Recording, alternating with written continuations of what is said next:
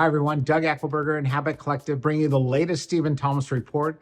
Go ahead and click on the link down below. You'll get a copy of his report and charts and graphs that go along with it. Tells you all you need to know about Orange County real estate and what's happening right now. So he's reporting on a couple interesting numbers. In July, 61.2% of the properties closed less than asking price. Just tells you that there's a lot of negotiation that's going on right now in order to get these properties under contract.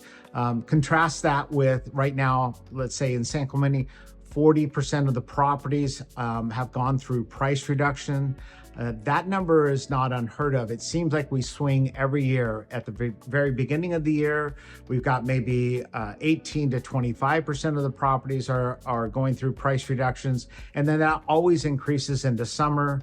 When we looked at last year, we were sitting at about 42% of the active listings had also reduced price. So that number is not so abnormal for this year.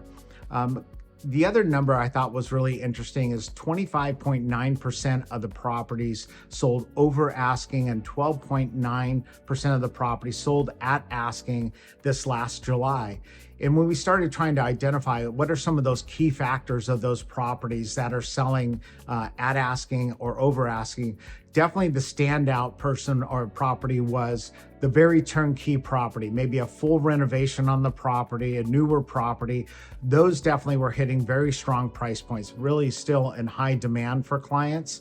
And then also key locations, maybe it had pools or ocean views. Those key locations have definitely been very dominant in the marketplace. Other numbers that I like to see is days on market has dropped. When we were at 96 on average days on market, now we're down to 91 days on market.